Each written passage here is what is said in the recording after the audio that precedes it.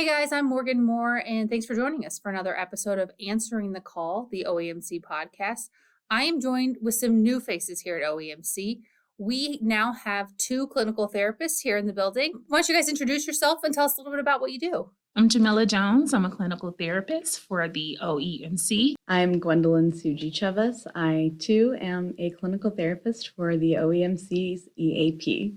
For people who may not know, what would a therapist do here at OEMC? We have a lot of different little branches here with our call center and our, emergency management side, TMA. So what are you guys doing specifically? Well, our goal is to be able to provide emotional support for the staff here, and not just provide crisis care. That'll be a key function that we serve as well, but also to provide long-term and short-term support in order to help our staff here thrive, not just here in the workplace, but also in their lives outside of here. Yeah, so we find that it is important to offer three main things in our EAP program, and that is offering confidential therapy services, mental and physical wellness trainings, as well as mental and physical wellness programming, specifically for 911 telecommunicators. And we are tailoring our work to 911 telecommunicators because they experience very unique stressors. Kind of explain why and the sort of intricacies of the things that they go through that are different than most people at a 9 to 5 job. Yeah, it's very unique. You're working in a high-paced, demanding environment. And oftentimes, the individuals who work in telecommunications are exposed to so many traumatic events.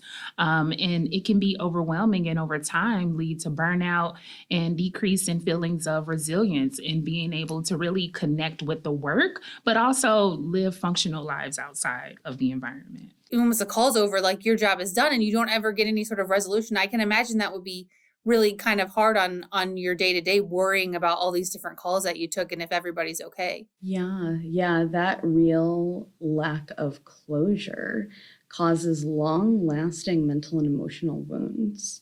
In fact, research shows that 911 telecommunicators experience PTSD at the same rate as combat veterans do. And we want to also keep in mind that just because the call is over does not mean that the imprint that call left on that person goes away with it. So part of the work we can do, especially with our workshops and trainings, is enable our telecommunicators to be able to process what they're experiencing so that they are not experiencing so much vicarious trauma that they didn't necessarily live out, but they've been exposed to.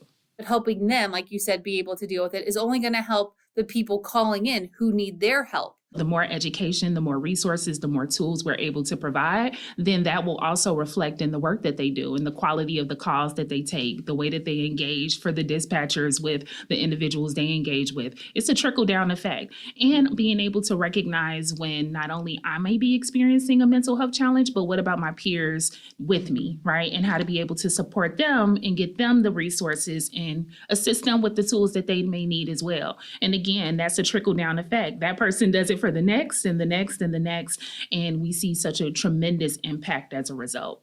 Education is the key. Yeah, we believe that improving the mental wellness of 911 telecommunicators ultimately improves not just job satisfaction, but the well-being of our community citywide, because when we are stressed, we are mentally and emotionally, cognitively impacted. So if we are stressed, then we're more likely to make mistakes. We're more likely to become impatient. And that's a real challenge that some call takers face. They're going from call to call to call. And if we don't give them some skills and nurture those skills to regulate their emotions, it can make the job much more demanding. Anything else specifically about what you guys are hoping to accomplish, or just how this program is going to help not only us here at OEMC, but Chicago as a whole?